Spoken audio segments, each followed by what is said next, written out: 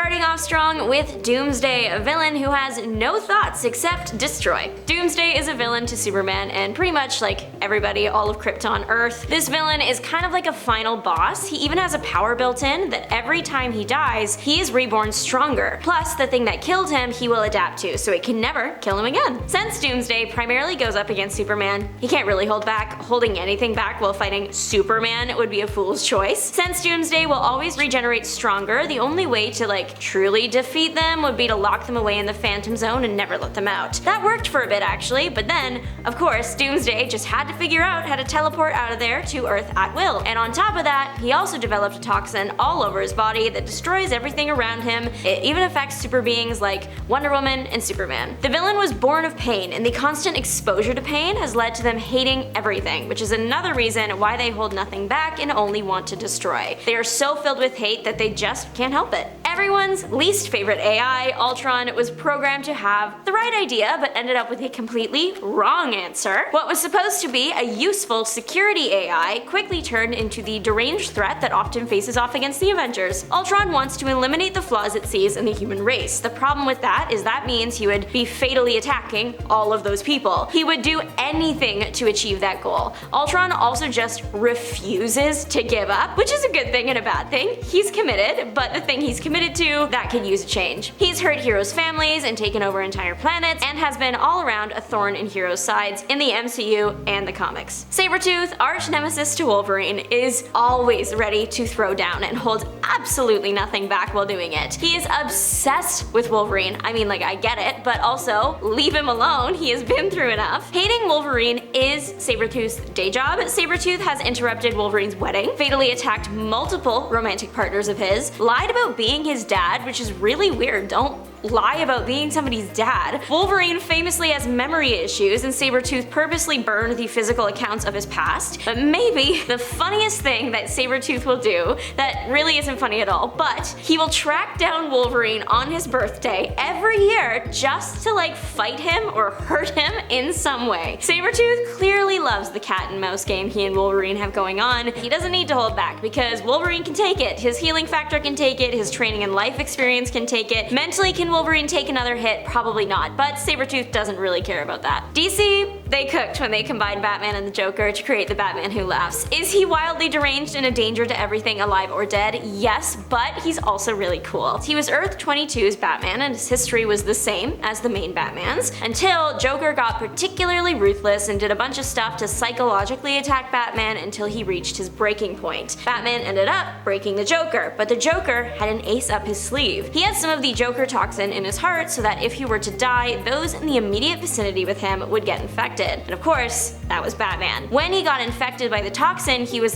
freed from that mindset, and now he holds nothing back, becoming more ruthless than his nemesis ever was. He destroyed his fellow heroes using their greatest weaknesses and fatally injured his own family unexpectedly, then set out across worlds with an army of little rabid Joker Robins. Everything Batman Who Laughs does is incredibly unsettling, and whoever created the character concept and design deserves a raise because it's awesome and unnerving even to just look at. Up next is Scarlet Witch, and listen, I know what y'all are saying. I know that overall she is a hero. Some would say maybe anti-hero, but you can't deny that this woman has been the villain of many people's stories. And usually when she does turn into the villain, it's because she stops holding back her power. In the comics, for example, that was the No More Mutants spell thing that happened, or in the MCU, think of everything that happened in Doctor Strange Multiverse of Madness, particularly with the members of the Illuminati. That movie cemented in the MCU what comic fans already knew, that Scarlet Witch is one of the most, if not the most, powerful and potentially dangerous Avenger Marvel has ever created. Thankfully, Wanda only ever really turns into the villain when she is pushed past her breaking point, so she should just be treated well in general because she deserves a break. Let there be Carnage. With a tagline like that, holding back would just be false advertising. Carnage as a sim is very violent, and their host of choice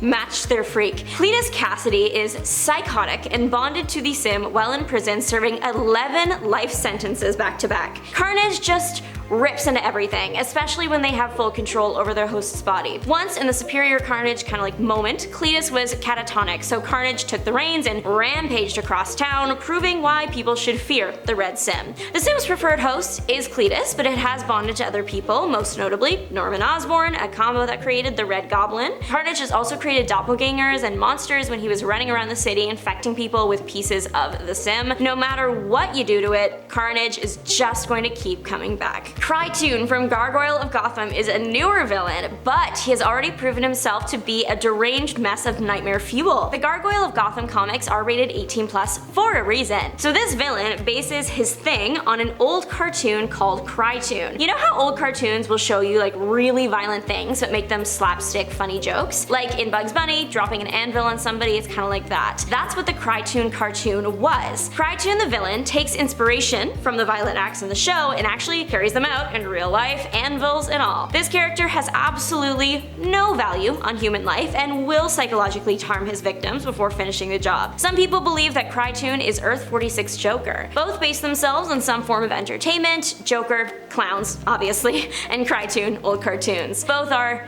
mentally unwell to the point of being a danger to the public, ruthless, will do anything without thought to another person, and just overall are bad. The next issue of the series does have a Joker-looking individual on the front, so I'm interested to see how they will fit that into the story. Marvel's Bullseye just doesn't have it in him to hold back. He has the greatest shot in the world, and originally put his good eye to use in Major League Baseball. The guy quickly grew bored of America's pastime and decided that his last pitch would be a fatal hit to the batter. Right out the gate, he's not holding back. Then we have his lengthy career as a freelance assassin who loves his job. Bullseye typically fights against Daredevil. Daredevil once foiled Bullseye's plan, and in his eyes that ruined his reputation, so he vowed to get revenge by any means necessary, including, but not limited to, kidnapping, holding hostages, tracking, causing injury up to death, and more. Bullseye is also the type of villain to have limited and/or absolutely no sense of loyalty. If the other side has a better offer, he's gonna take it. He truly works in his own best interest at all times, which makes the guy an incredibly dangerous wild card. Add on to that pieces of adamantium fused to some of his bones, and you have a villain to avoid like the plague. Slade Wilson, also known as Deathstroke, is considered the world's greatest assassin, and also one of the worst people alive. He will do anything to win, or just to get him even a little bit closer to winning. He will emotionally manipulate a young girl he has no business even suggesting romance to. He will nuke a city. He will go after innocents and animals. He's even given Batman a hard time in combat. But Batman isn't Deathstroke's main nemesis. That would be the Teen Titans. He is a villain to them across media. Wilson is trained in everything. He is an acrobat and aviator, escape artist with an eidetic memory, a multilingual martial arts master, stealthy swordsman. You get the picture. Apocalypse, the X-Men villain, wants to literally destroy the world and end humanity. It would be a little weird if he held his powers back while trying to do all that. He is an external, so he is immortal, constantly being reborn in varying forms. He's capable of altering his body at will, making himself bigger, smaller, literally into a weapon, or even taking pieces off and reattaching them. Apocalypse is capable of telekinesis and telepathy. He also frequently manipulates energy to create force fields and energy blasts. Maybe his most aggressive power is that he can disintegrate someone with a single touch, which was shown in X-Men Black Emma Frost. If all that wasn't enough, he has one ability that I'm particularly jealous of. He speaks literally every language. Not even just every language in current history, every language ever, and that is the dream. But what do you think? Let us know. Bye!